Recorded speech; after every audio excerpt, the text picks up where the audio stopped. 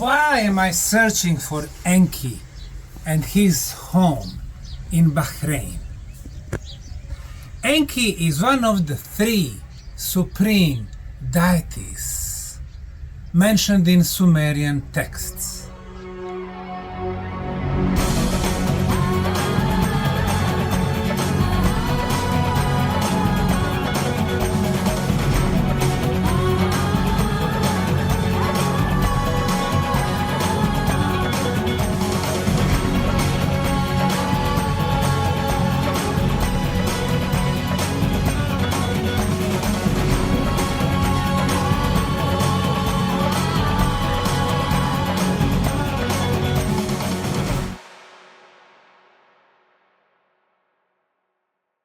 Have the Garden of Eden ever existed?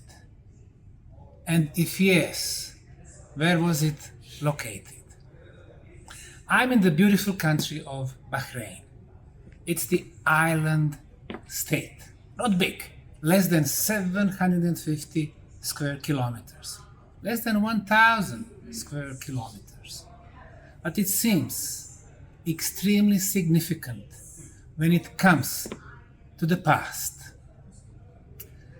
The civilization of Dilmun or Telmun goes back for 5, if not 6,000 years.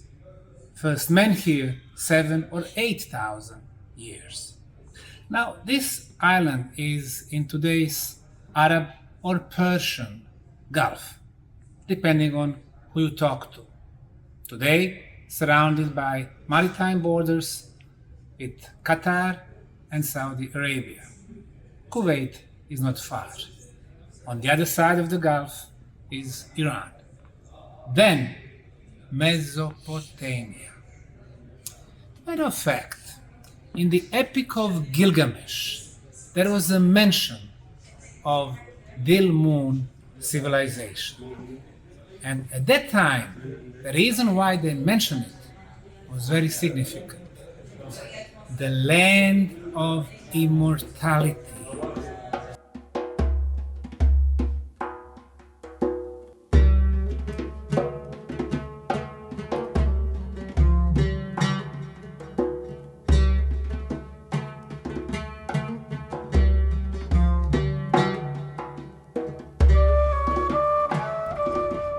Women love pearls. I am in the National Museum of Bahrain.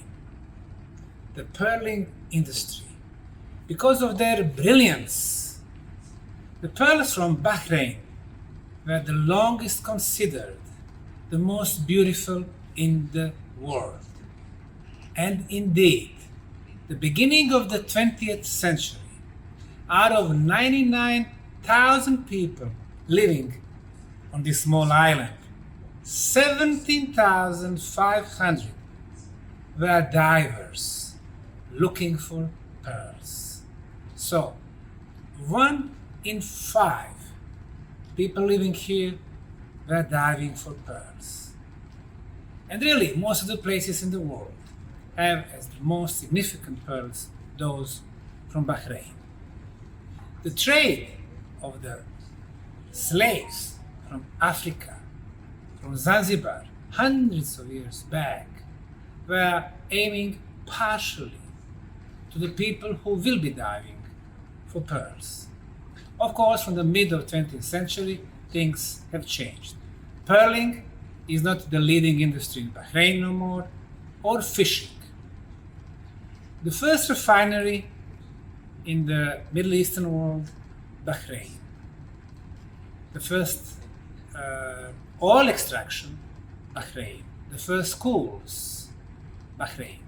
Today is becoming a trading center, a financial center, and things have changed, and it's becoming also the tourism oasis for the people from all over the world. 5,000 years ago, Dilmun civilization was exactly in the center of the trade between the Mesopotamia, the most advanced civilization of the time, and Indus Valley. Of course, to the east, the most developed one.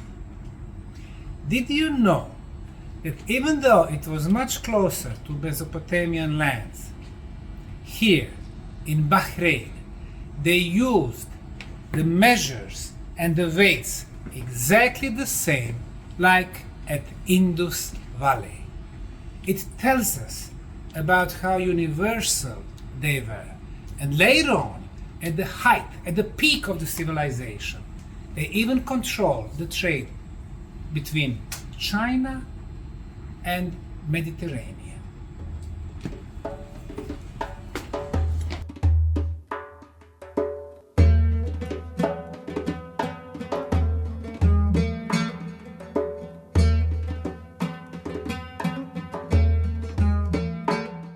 Tree of Life, Kingdom of Bahrain.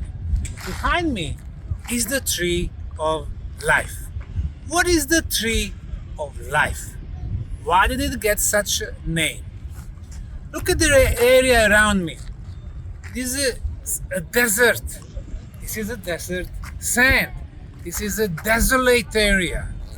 So if you don't go for the countless oil wells around us and the lights that came later, what we see is just one tree with no companions in greenery, no other trees. How is it possible that such a huge tree grows in the middle of the desert on this beautiful island of Bahrain? During the summers, the temperatures reach 45 to 50 degrees Celsius. No apparent water source, no nutrients, no other trees. But still, this tree has been here for a very long time. According to dendrology and the age of the seeds, this tree was planted back in 1582. So it has 450 years. It's been witnessing everything that's been happening on this island. Now, really, how is it possible that it grows? We need water. That's the source of life. Some people suggest that the tree has found a way to get the humidity from the desert sand. Not probable. I think the secret is in the root system. The roots would go so deep, maybe even 50 meters, in order to find the water. Al-Bahrain, place where two waters, two seas meet. The one, which is of course Persian or Arab Gulf, salty water, and the sweet water below us. This is about the magic of life. How you can survive even in the harshest environment. This is about the life. Your root system, which goes deep underground, symbolizes our physical dimension, our mother planet. And once you grow towards the sky, you want to reach the universe, the spirituality, the universal knowledge. That's the reason why this is a tree of life. The traditions in Christianity very often mention. When Jesus was asked if he represents a tree of life, he said yes. I got born, I live, I die, I got reborn again.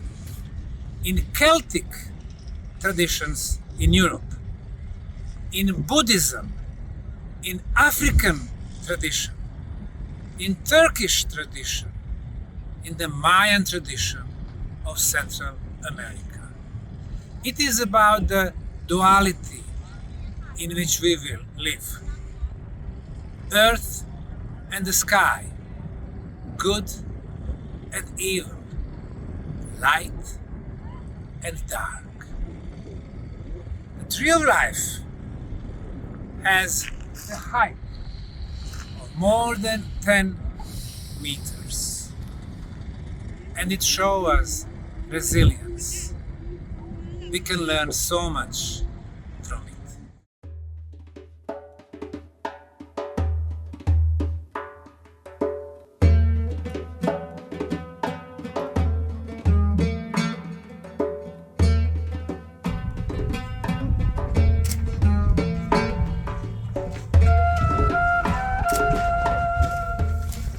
Qal'at al-Bahrain, or Bahrain Fort. We are in the beautiful kingdom of Bahrain, beautiful island. This site has been protected since 2005 by UNESCO. When countries nominate the site for UNESCO protection, it means they are very proud of it. And indeed, Bahrainis have every right to be proud of this site. In archaeology, until few decades ago, it could be called Tell. But Tell is in archaeology a hilly area with several cultural layers. And indeed, here we have many of them. As a matter of fact, at least 5,000 years of continued life. The first phase, and we know a little, almost nothing about it, is the one that I'm interested in. The phase where the supreme deity of Enki ruled the area. Now, Enki was a god, not a demigod, but a god who brought creation, god of water. Water in the desolate, arid, sandy area meant life. So, Enki's face, what should be referred to him, most probably in my view, would be megalithic structures, which I have not found yet in the kingdom of Bahrain. But I suspect that this strategic point in Hormuz is probably the one where he lived and worked.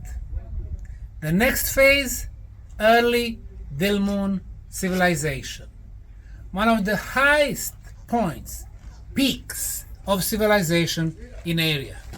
Have in mind that this area was on the trade route going from Sumerians, Mesopotamia, from Ur and Babylon, all the way to Indus Valley, Hattusha, Mohenjo-Daro, the most developed civilizations of the time.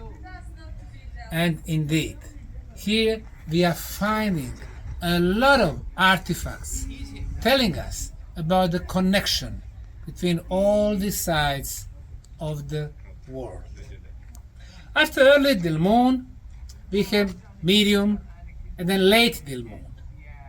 Since the most artifacts were discovered from the period 4,000 years back, it is said that that was the peak of the Dilmun civilization.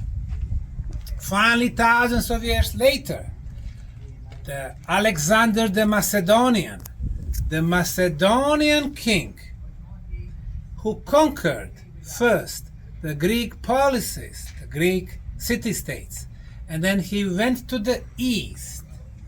Even though he never came to these particular islands, it seems that some of his admirals were here. From that time, it is known as the city of Tylos. So, the fresh wind from European cultures are coming to this area also. And later on, of course, we have Persians for the longest time. And finally, when the Middle-aged European countries are coming, with the Portuguese in the beginning, they saw the opportunity to build on the ruins a huge bastion, a fort, a Bahraini fort. This is where I'm standing right now. And several meters, if not dozens of meters, we have history taking us back long, long time ago. Portuguese, Islamic era, wars, violence, not the place to talk about that part now. But behind me is the place, the horizon, where ancient past and the future meets. That's what Bahrain is today. Until a couple of decades, you would say, Bahrain is the island, 46 kilometers by 16 kilometers, with other 32 or 36 islands, 750 square kilometers. Today the picture is different. Another 30 islands, artificially made, have been added. The cities are growing. A few decades ago, 100,000, 200,000 people, 600, then 1.3 million, then 1.5 million, who knows how many millions, and the foreigners are becoming the majority because they need labor. Country is like a younger sister of Dubai. It's becoming not only the place based on oil or before fishing and pearls, the most beautiful, the most famous in the world, or Bahraini gold. But nowadays, international trading, financing, a vibrant city of the great history.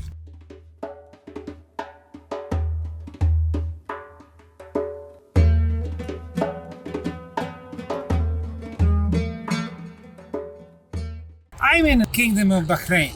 Behind me, hundreds of mounds.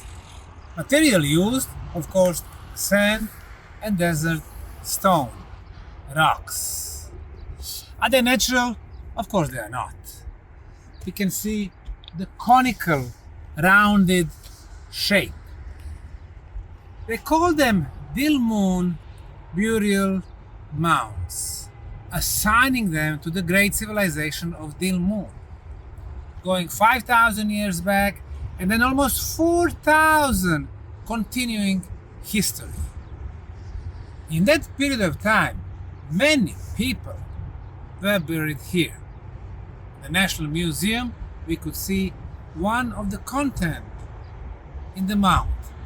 So, below me, there is a place where body of adult male was buried. Sometimes they have little extensions for kids, even for wives, but mostly for male.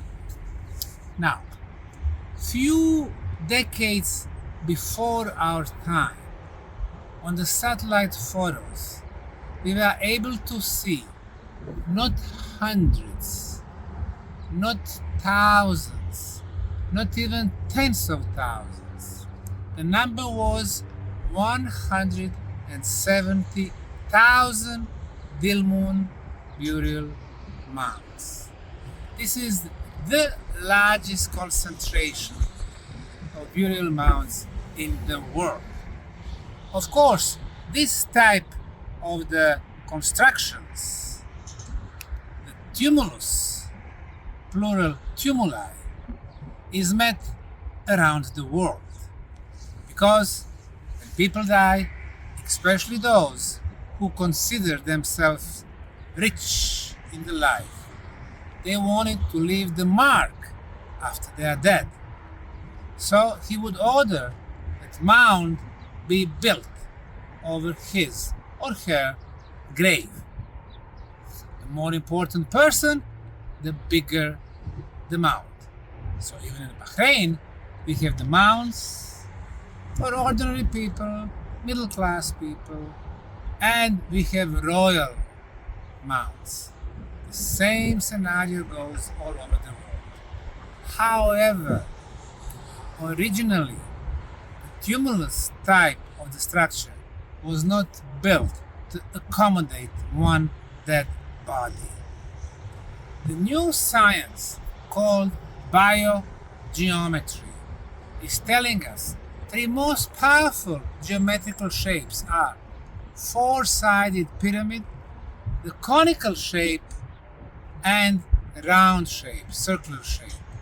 The second one, the conical shape, it seems it would focus underground energy, getting it through the very top. So the most or best known tumulus in Silbury Hill, they never discovered any bodies, any artifacts, but they did discover chambers, resonance chambers, and canals where energy was going through. Was this way to the ancients to have their connection to the energy with the sky? It is possible. Today, majority of Dilmun burial mounds are gone, destroyed forever. The price is paid for the urbanization and the very quick development of this beautiful country. The new villages are getting born almost on a daily basis, and they reclaim the land of the ancients, telling it's more important to take care of people who are alive today. However, we who are alive today will be below the ground very soon, in a matter of decades.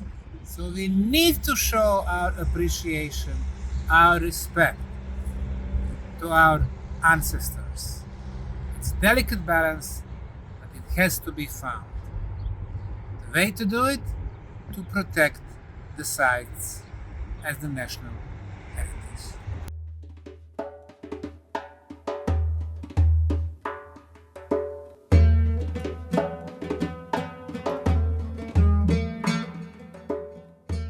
The Royal Mound number 8 in Bahrain. Out of 17 of them that have been searched and investigated with the preliminary investigation, we know that they do belong to early Dilmun period. So we go back for more than 4,000 years. There's the era when Dilmun civilization was trading as far as north as even Mediterranean Sea, but mostly Mesopotamia, Ur, Babylon, and Indus Valley on the other end. So we had Mohenjo-Daro and some other places. Now, having such a huge structure is kind of almost surprising for me. Unlike other tens of thousands of Dilmun burial mounds that are rather small in size, this one here is huge. The radius is about 30 meters. The height, 10 meters. Huge structure. Behind me, most probably this is how the opening was looking like. And let's calculate the size of this limestone block. 1.5 meters by 3 meters, that's 4.5 square meters. The thickness about 25 centimeters, that's more than 1.2 cubic meters. So this block alone is more than 3 tons. It qualifies it to be called megalithic block, or in this particular case, megalithic plate. When we see the blocks around that built the structure from ground up obviously this was a huge effort. And even today, what we can see some of the remaining blocks laying around. We can see a lot of reconstruction, which is fine. Obviously, somebody had the sources, effort, built huge structures called today burial mounds, and rightfully being on UNESCO's protection list.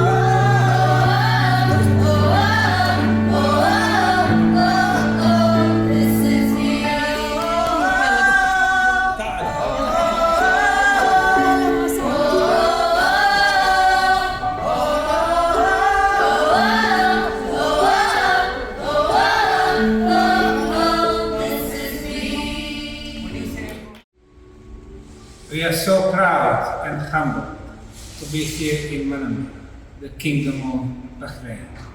Behind us, King Hamad's Global Center for Peaceful Coexistence. And this is the message that we need today the most, the peace. Once we combine it with the children, our future, freedom, harmony, talking through the art, this is the message that should end up on all 6 continents.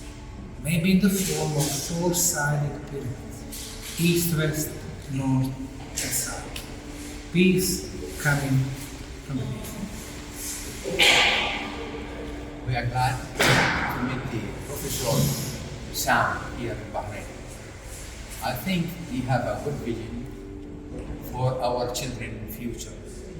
His purpose and foundation in Bosnia surprised me, really. And I think we should put our thumb marks from Bahrain to Bosnia to around the world. People, children, and all the globals waiting for us to build the beauty in our faces, our heart. This is the time we start seriously to do it in a proper way from the Kingdom of Bahrain. I'm proud to host you today on the land of the peace, Bahrain, with the King, His Majesty, the King of the Peace. And we hope to start the message of the peace with you, Mr. Abbas, from Bahrain. Thank you.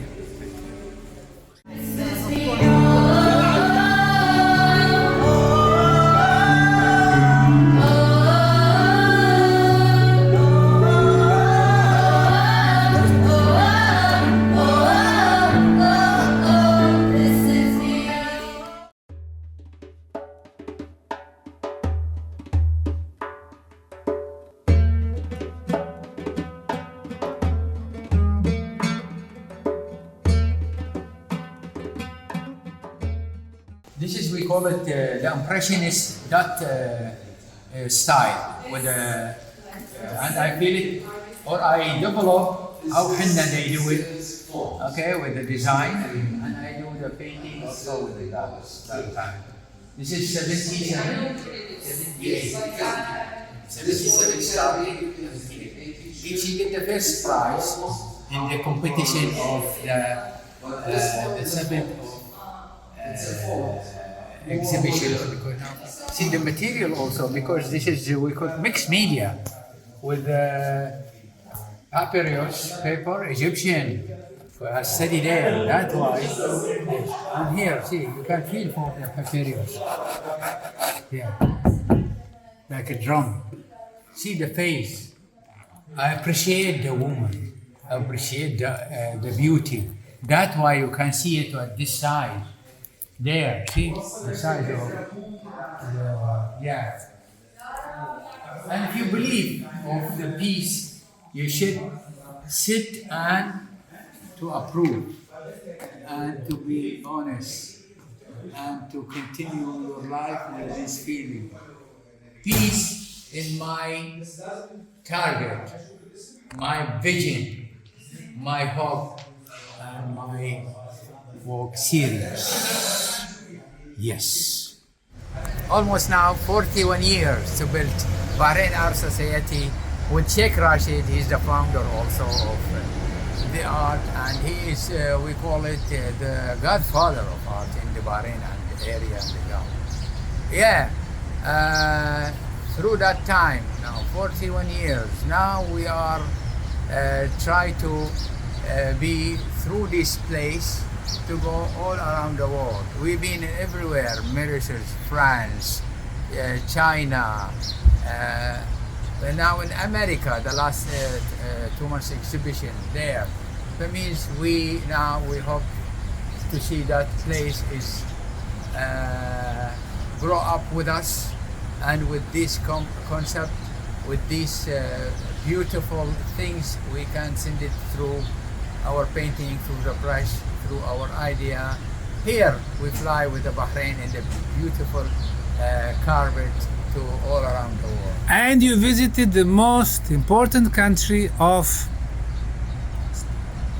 And also we are going to develop all this experience, life, everything to the beautiful country, Bosnia.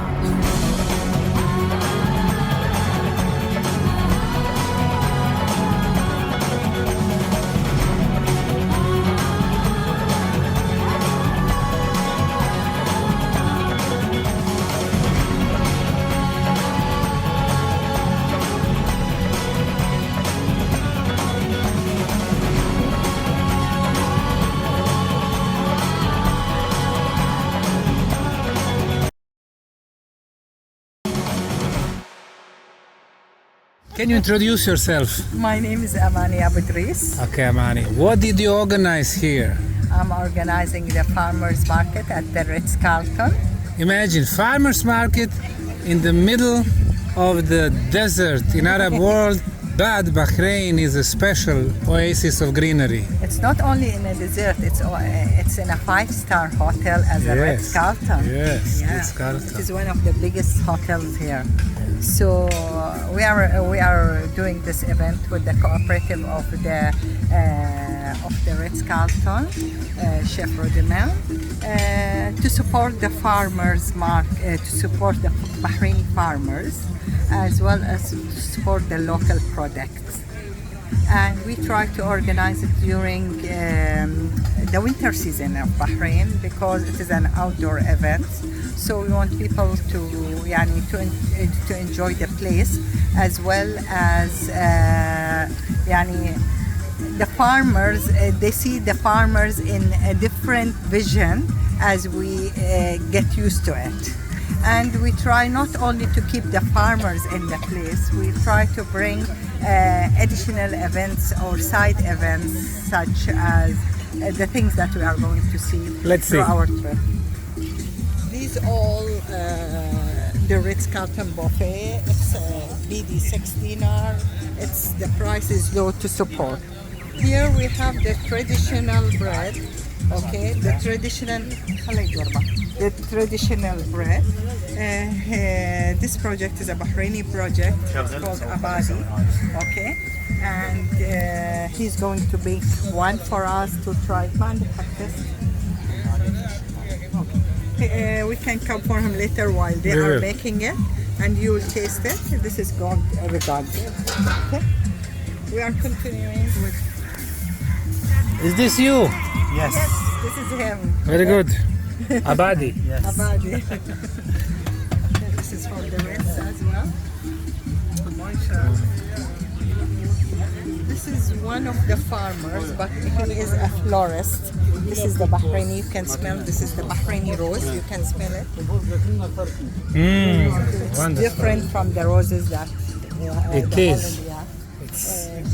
Nice and sweet. So we are supporting him as a florist. Okay. We have the honey man. We have the honey man. This is a friend of mine. Yeah, it's How are you? Okay. So, did you taste the Yes, Bahraini honey? two different kinds. Oh, okay. These are the pollen, as you saw it. Okay. Good man.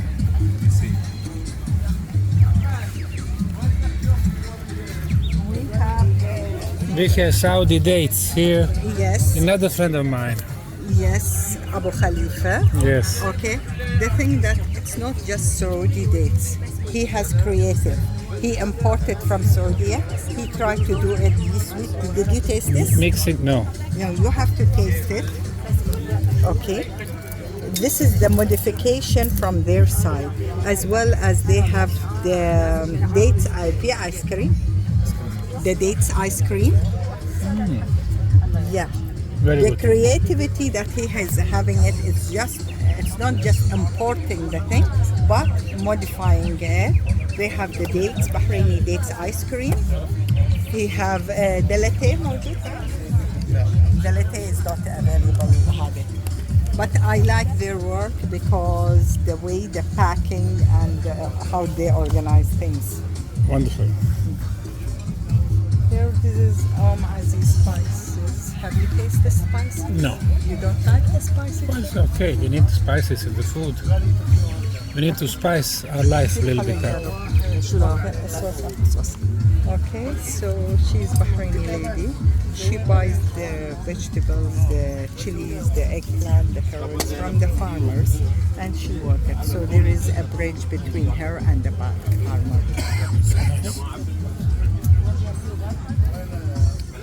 هذا واجد spicy? تبي وايد لا medium. medium. Okay. لا هذه اللدادة وايد. Oh, very interesting. You like it? Sure, you hate it. This is also different kind of chilies. She bought them.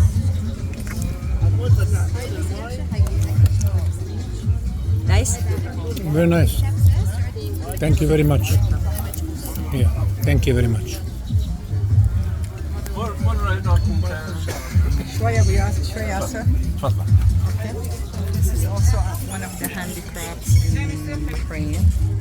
How they make the boxes. People before they used to use these boxes. Okay. The big boxes, the small boxes to put their clothes, their jewelry, because before we don't have cupboards, we don't have anything. Okay.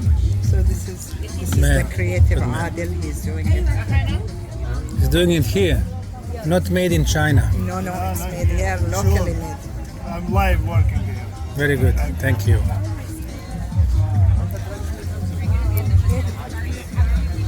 This one is Abu Hilal. This is his son Muhammad. They are doing it by themselves. And they are selling it.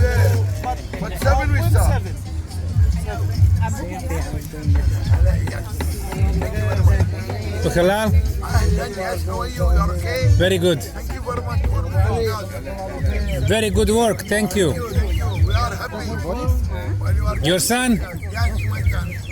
2 generations. Last son. Yes. Last son. Last son. How many? 6. 6.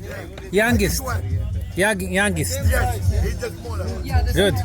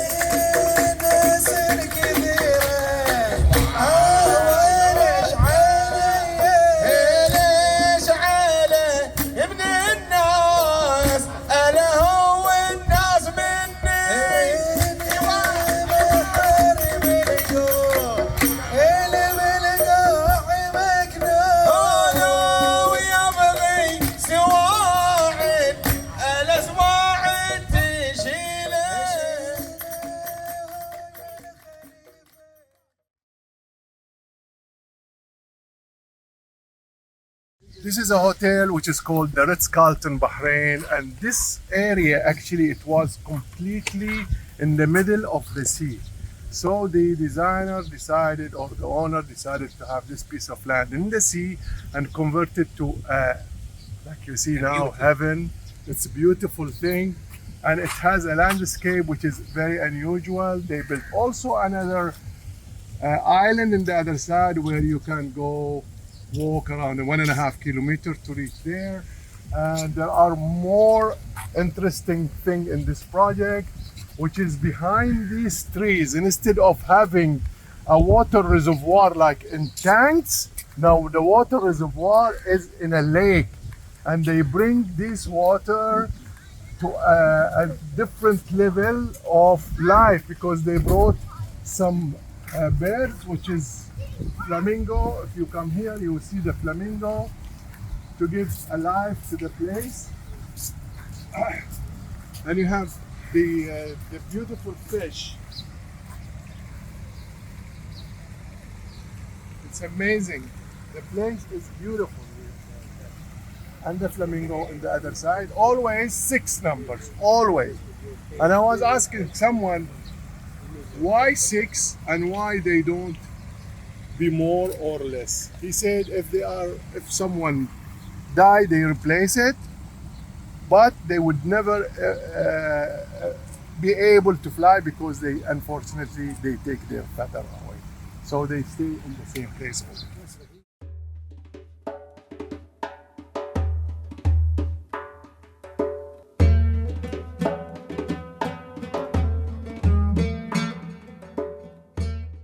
All around Bahrain, if last visit you came and you saw the sea, it might be reclaimed next year. But here they are not allowed, and this is by UNESCO, because the fort is being registered as the ancient harbor to civilization, and this is the harbor. So they are not allowed by UNESCO to do reclamation, which is good, and this is to the benefit of nature, so they don't reclaim the land.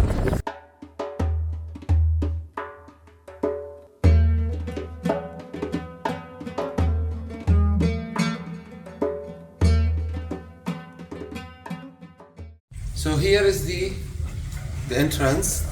You can see through this video.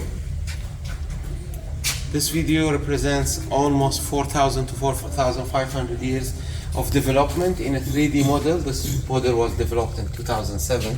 Very primitive, kept here. So it tells you very simply, شوف عباس هذا بال 3D. It shows you the years of the fort. Because this fort there was a fort, another fort on it. It tells you how it worked. So in the ancient civilization, this is the oldest site in Bahrain, known in Bahrain, that links us to the Ashurian as a harbor. And you will see the artifacts from the lower era. So when we go down, our journey starts from there. So that is the almost 4,000 years ago, which is, you are talking about 2,500 years.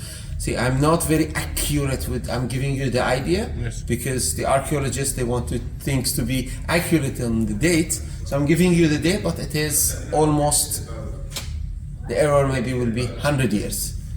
We go down, it starts, then we will go to level and level and level until we reach the Islamic period, which is the top of this, the peak of this fort. And the fort was used until 50 years ago by the villager. There are still some people still alive. For example, in Karana, during the attack of we call them a family, Dawasir, they were gathering in the fort and they were closing the door. After the Maghrib prayer, they closed the door, because if you are a man, you will be a slave, or if you are a woman, you will be raped. So they come in the fort and they close. They don't stay in their houses. And we did some interviews with living people who evidence this.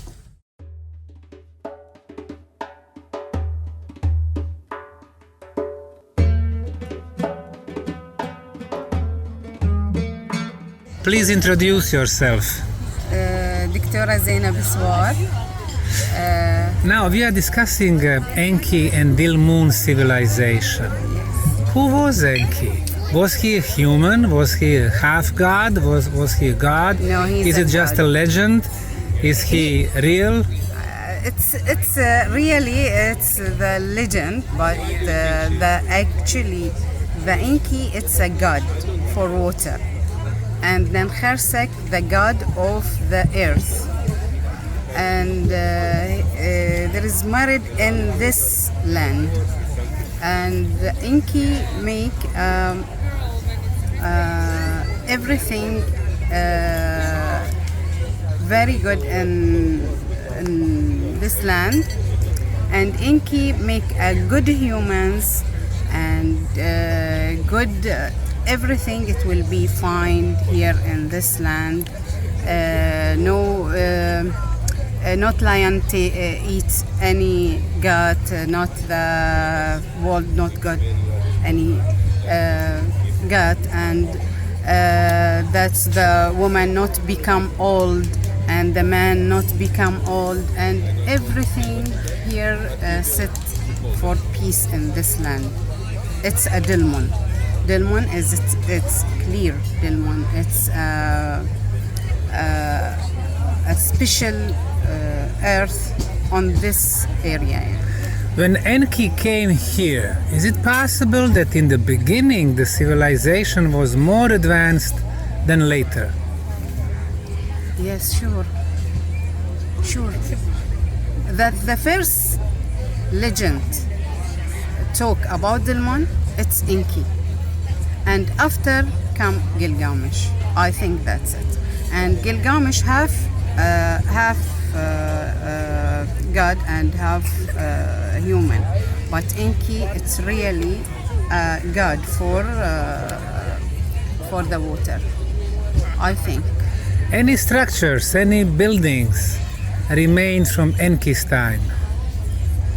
Here exactly no have, but I see it on Dilmun seals. Dilmun seals, it's talking about this legend. How I see it? I see it by when I see that Nan Khersek, she's a woman by two wings. It's actually same the woman with two wings in Summers. This is what writing in this Summers writing. That's why I matching with it, and I told this Enki who's sitting like this in Dilmun seas, and this one is Nan Khersek. That's why. Thank you very much. Because I'm artist. That's why when I start everything, when I drawing, I think what I draw. That's why I think it about that's the Dilmun who's make that one. Because I think the Dilmun and Summers, it's one culture and one thinking.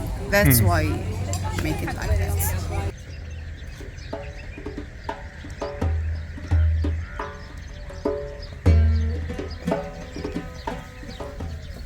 And then when I thought that my search for Enki's house will be futile, with no concrete results, I came to this place, the village of Barbar and the Barbar temple.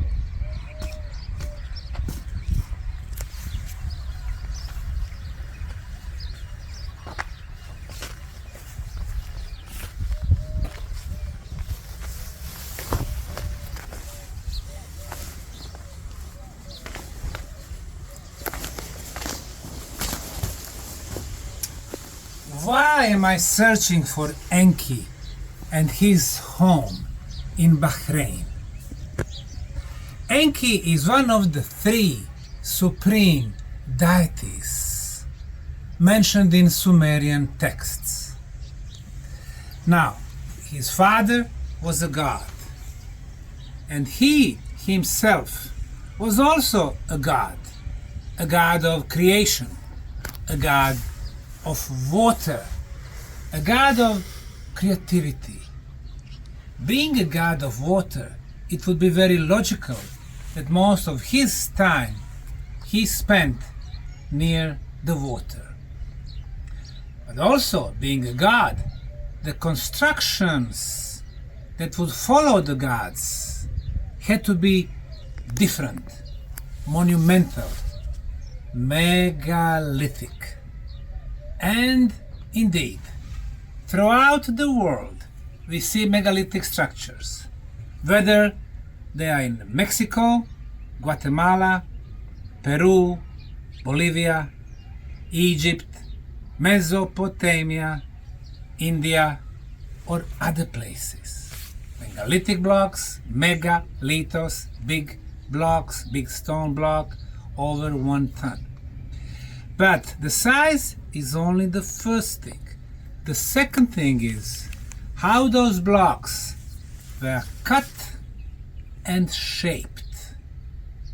In most cases, in order to be complex and ready for the earthquakes, they were polygonal blocks. Polygonal meaning more than 4 sides, more than 4 corners. And the next element, all the blocks were different in size. Take for example Egyptian pyramids. You don't find 2 blocks of the same size. Why? Again, against the earthquakes. So, the only place in today's kingdom of Bahrain that has been excavated and discovered with those features that I just mentioned is right here, the village of Barbar. And as it usually goes, people who discovered such places are from Western Europe. In this particular case, 1950s, Danish archaeologists. 20 years later, when they realized the potential, the French archaeologists, and then British archaeologists, who made sure that they're gonna give the version of the history the way they wanted, and that it's going to fit their view of our past. So, what they do, they assign this structure to the early Dilmun. Of course, Dilmun civilization goes back for 5,000 years, which is extraordinary fact. However, Enki's time was before what is called early Dilmun civilization. How many years before? Hard to say. And now, besides the construction, we are coming to the second element, water. When first discovered, it was said 70 years back that there was a 1 meter of water. So it was some type of the water well. So we do have a water. Of course, al-Bahrain means the land of 2 seas. One with the salty water in what's today Arab Gulf, or better known in the world Persian Gulf. And the second one, sweet water. Even in the sea, we can see the springs coming to the surface with the sweet water. How's that possible? One fact that nobody mentioned is as follows. Before the end of the last ice age, more than 12,000 years back, the water level was much, much lower. Why? Because the iceberg would be holding majority of the world's water. The end of the last ice age, huge quantities of water would melt, going to the world's seas and oceans. Pacific level went up for 80 meters, Atlantic 120 meters. Before the end of the last last ice age, there were no Arab Gulf, no Persian Gulf, no water here, no Persian Sea that we have today. So, this was territory completely dry of water. But we did have water springs, sweet water coming to the surface, many of them, enabling the area to be green.